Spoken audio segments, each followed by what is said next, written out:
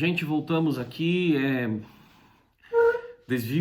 Dispersão de dados, tá, gente? Então agora nós vamos trabalhar aqui com a dispersão de dados. Uma média enganosa. Veja a tira de Maurício de Souza. A Mônica pedindo 3 pizzas, chegando às 3 pizzas, e a Magali.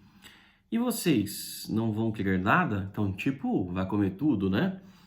Magali comeu 3 pizzas, Mônica e Cebolinha nenhuma. Em média, quantas pizzas cada um comeu? Então, se eu fizer a média de 3 pizzas por 3 pessoas, teoricamente, cada um comeu uma pizza, em média.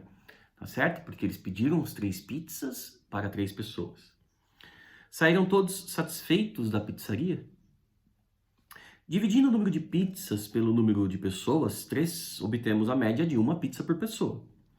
Se nos informarem que 3 pessoas saíram de uma pizzaria tendo comido, em média, uma pizza cada uma, não devemos nos iludir achando que todas saíram satisfeitas. Que o diga a Mônica e o Cebolinha, não é? A informação estatística da média sozinha não revela como variam os dados, como eles estão espalhados em torno dela. Veja este exemplo com as notas da Camila e do André em 5 disciplinas. Olha lá, matemática, português, ciências, história e geografia, média 6. Eu comentei com vocês em aula isso, tá, gente? O André, 3, 4, 5, 8 e 10, média 6. Mesma média, mas a média, será que ela retrata a situação real daquele grupo ou daquele aluno? Os dois juntos têm a mesma média, cada um tem a média 6 no geral. Mas olha aqui, pessoal, as notas, o quanto as notas de Camila dispersou em relação à média. Dispersou disparou, ou acima ou abaixo da média. Ou seja, a média de Camila, que se encontra ali no 6, as notas dela não teve uma variação muito grande em relação à média. Está um pouquinho, alguma coisa um pouquinho acima, outra um pouquinho abaixo, mas estão ali. Já a do André tem a média 6 e notas muito acima e notas também muito abaixo. Então, há uma dispersão maior, tá? Pelas tabelas observamos que ambos têm a mesma média, porém as notas da Camila são mais concentradas em torno da média e as do André são mais espalhadas. Então, podemos dizer que a Camila tem um desempenho mais homogêneo. Em estatística, existem medidas para dar ideia de dispersão dos dados observados.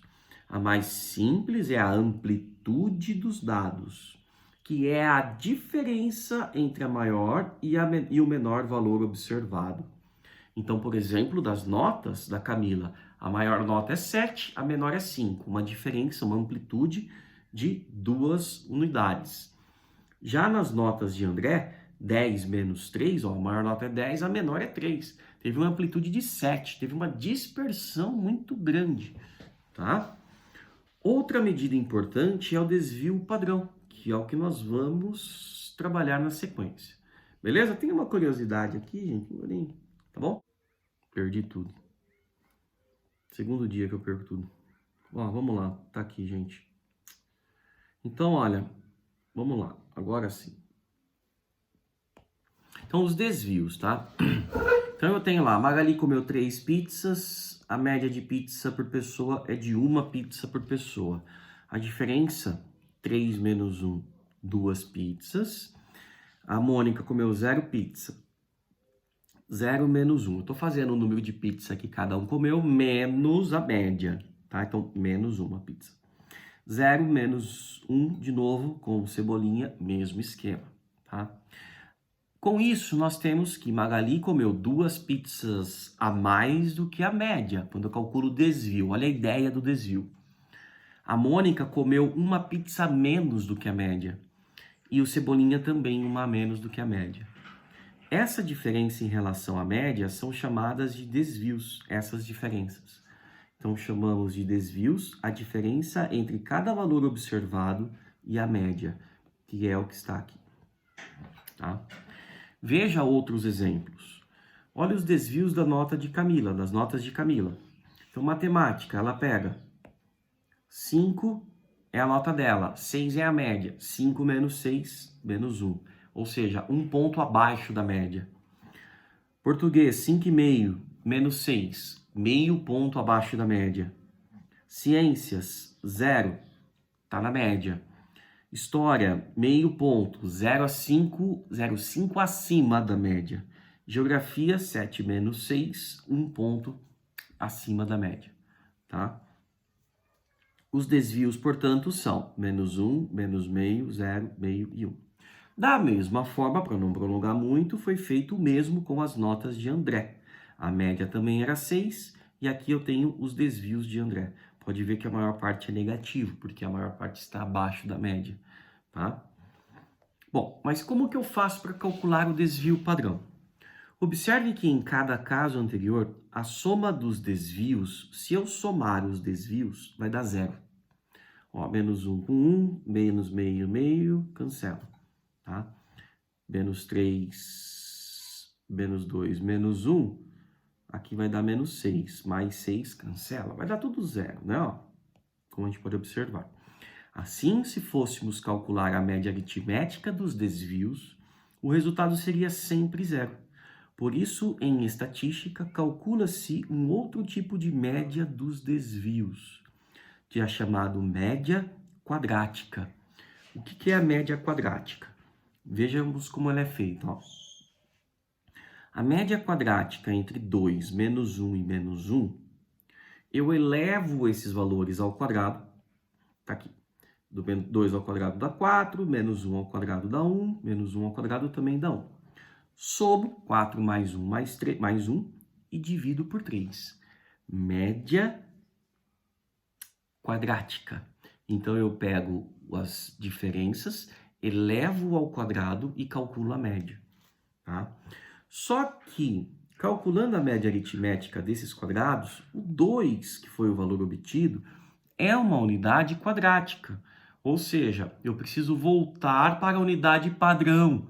Por isso se chama cálculo do desvio padrão. Tá? Então, eu pego esse valor aqui e extraio a sua raiz quadrada. Ou seja, a raiz quadrada de 4, aproximadamente 1,4. Temos aí, então, o que nós chamamos de desvio padrão. Portanto, o desvio padrão, nesse caso, é a média quadrática dos desvios. Média quadrática dos desvios. Está aqui, ó. Como que eu faço para calcular? Eu tenho lá minhas notas, eu faço o cálculo da média das notas. Ponto. Pego cada nota e faço a nota menos a nota. A média. Nota menos a média. Nota menos a média. Pego cada um desses valores, elevo ao quadrado e calculo uma nova média. Beleza? E aí ele mostra o desvio padrão das notas de Camila. Então aqui eu tenho os desvios, tá? Os desvios, que é a diferença de cada nota com a média, tá?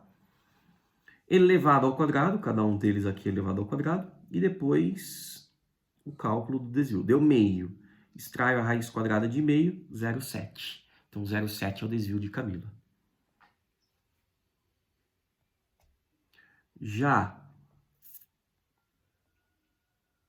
o desvio padrão das notas do André, ó, nota, desvio, né? Desvio, desvio, desvio, desvio de cada uma das notas dele. Eleva ao quadrado, quadrado, quadrado, quadrado, quadrado, calcula a nova média, tá aqui. 34 dividido por 5, 6,8. Calcula a raiz quadrada de 6,8, 2,6.